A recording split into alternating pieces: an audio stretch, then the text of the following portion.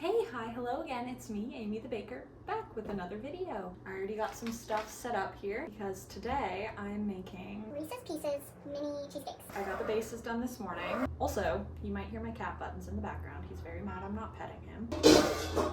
This recipe I originally modified from my large cheesecake for mini Oreo cheesecakes, and those are bomb. I do like a cookies and cream, whipped cream on top. It's very yummy. So I think, well, we'll see, but I think I fixed the angle for the most part on the camera. I don't have any more nice vanilla. I can use cheapo vanilla. I have this pain in my shoulder. Oh yeah, it's knotted up. From being so tense, just with all the stress of like stuff that's going on around the house and having so much yard work and stuff to do and not a lot of time to do it, so I have to like choose my battles of what to tackle. So between that and then the outside pressures of like everything that's happening in the States and the Canadian election and all of that, I've just been so stressed. I actually just went and blocked a bunch of people on Facebook, all the people who regularly post conservative nonsense talking points that's blatantly hypocritical. I'm not one to sit here and tell someone what their values should be or who they should vote for, but the people who are so hatefully conservative, who are like screaming in your face, if you voted liberal, you better not do this, or if you voted liberal, you're scum, or blah blah blah, you're the R slur, and all of these things, and I'm like, oh my gosh, you guys are insane. And it's funny too, because I bet if I sat down with these people and was able to stay calm through their tirades, I know pure policy, most average people agree on pure policy issues. These people who also, by the way, call everybody else sheep, see the things that they agree with or that they think make sense and then run with it. For instance, this morning I saw this post about if you voted liberal, you better not complain about housing or healthcare or whatever, a bunch of stuff. Someone had commented there was a recession under Stephen Harper, who is the last conservative government.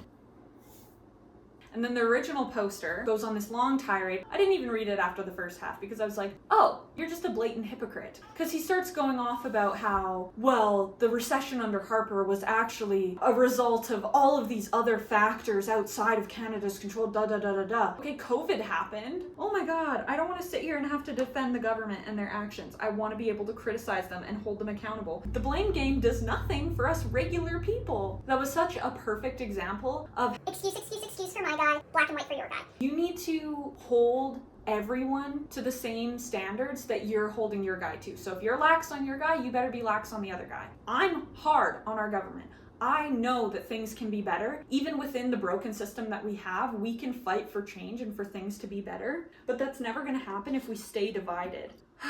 And now there's all this separatist talks about Albertans. Don't know how many are in here. I gotta count these. Okay, perfect. I can put a whole one in each and then cut some up and put it in the batter. What was I saying? Oh, Danielle Smith, the Premier of Alberta, knows damn well that the majority of Albertans don't actually want to separate, that the majority of Albertans are proud Canadians. I lived in Alberta for 5 years after high school. I have friends, family, colleagues. Some of my favorite people in the world still live in Alberta. So frustrating because I love Canada. I love this land. I am of this land and I want us to be united, but that does not serve our corporate overlords who want us all to be fighting amongst each other so we don't realize that they are the problem. I'm gonna save a few to put on top for pictures. Dishes all the time. They're never really done.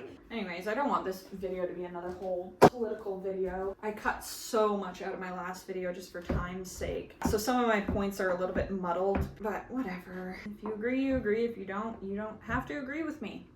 Wow, we don't actually have to agree. Let's switch topics. So what happened last night that scared the crap out of me? I usually get up in the middle of the night to like go to the bathroom, get a drink of water, whatever. And last night I get up and, okay, the egg didn't break. Good job, egg. I was doing so good at staying tidy too. That's okay.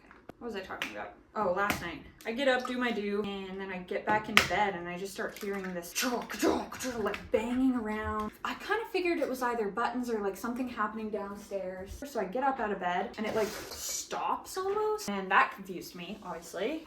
So then I figured, okay, it was buttons. I go back into bed and it starts again. And I'm trying to listen because the white noise machine in Leon's room makes it so you can basically not hear anything outside of his room while you're in the room. Okay, I'll go check on buttons.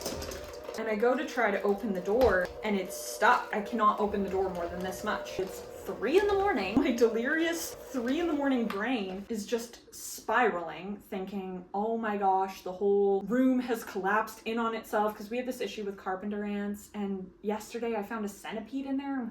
How did it even get in there? It's a whole debacle. Whoa, what a transition. Sorry it cut off randomly. My worst nightmare actually just happened because I forgot to delete last week's footage off my phone, so my phone ran out of storage halfway through filming. I also think I was filming in 0.7, so it might be grainy. Oh my gosh. Disaster, disaster, disaster. It's fine. Everything's fine. I'm also not gonna remember like half the crap I said, and it was good. It wasn't.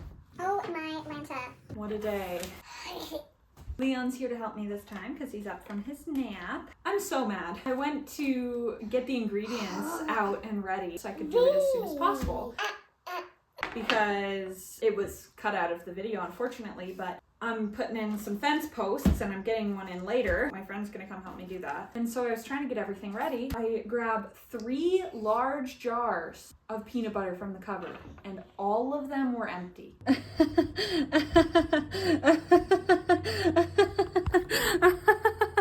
I'm actually gonna lose my mind. I was able to scrape out enough to get the coating for the top of the cheesecakes, but that was about it. So we had to run to the store. Also, I don't know if I finished the story about buttons. Long story short, I was up at 3 in the morning because I heard some weird noises. This is peanut butter, you want to try? Lo and behold, Buttons had torn up the carpet right by the door. Oh, I'm just making peanut butter buttercream to go on top of the cheesecakes. And it's gonna be yummy, yummy, delicious. You know what? I remember something I was talking about in the cut off footage. So the first time I made these mini cheesecakes with the Reese's, they turned out phenomenal. Oh, peanut butter. I made them for Easter last year. The recipe makes 24, so I made half Reese's and half Mini. And they were really good. Everyone raved about the Reese's ones. So then a few weeks later, I made 24 all Reese's ones, except I was like, oh, I'm gonna add just a little bit of peanut butter into the cheesecake batter itself. Apple. And then they were too peanut buttery and weren't as good. So I didn't do that this time. I had originally planned to make these for Easter, and then Nathan wanted apple crisp. Now that I only did a half batch, I'm like, is this gonna be enough? I don't think that's enough. I'm excited for these. I'm not excited about my whole day being thrown off. Sorry. Also, they had no big peanut butters. They only had this size of the smooth. At the store. Hopefully I can get at least half. Okay. What do you think you're doing? He grabbed the mic case. These are gonna be so good. It is kind of funny, that I ran out of storage and it stopped filming, because I'm not kidding. Once a video, I go and check to see if I've pressed record, because I am a bit of an airhead, I won't lie. The one time I don't, there's a recording issue. That is like kind of funny. I'm pretty sure me talking about the fence was in the portion that did not film. I'm just doing some wooden fence posts with some vinyl lattice fencing. It doesn't need to last long, it just needs to last until my kid can understand boundaries. So 25 years. No. I was originally gonna do just chain link fencing, and then when I was pricing it out for all the stuff that I'd need, it was gonna be like $700 plus in supplies, less than 12 feet of fencing, and 1 gate. Almost $1,000. So I went with the cheaper option. And then I got these 6-foot fence posts, 4x4s, thinking that would be good. The lattice is 4 feet tall, 2 feet in the ground, perfect. After I bought these in a bit of a mania, I'm looking it up, and the frost line here is almost 4 feet. It's like 3.5 feet, so you have to dig about 4 feet deep to be below the frost line. So it's definitely not gonna last. It just has to be good enough. You got a button there, hey? Okay, I have a million other things to do, so I gotta run. But don't you worry, don't you fret, this video is not over yet. I, Amy the Baker, will be back for a taste test right now. You want the chocolate? Yeah. I'm back, and I have a cheesecake that no longer has its top because he could not wait for the chocolate. I meant to get up and do this while he napped, but I fell asleep with him because I wasn't feeling too great today. So we're doing it now, and Nathan's sitting outside, probably feeling quite awkward. But that's okay. These turned out absolutely amazing. I let this one sit out to come to temperature because the butter in the buttercream makes it so the peanut butter buttercream on top is hard when it's first out of the fridge. There's all this chocolate on here. I'll let him pick that. But yeah, look at that. It's beautiful. Okay, let's take a bite. It's so good.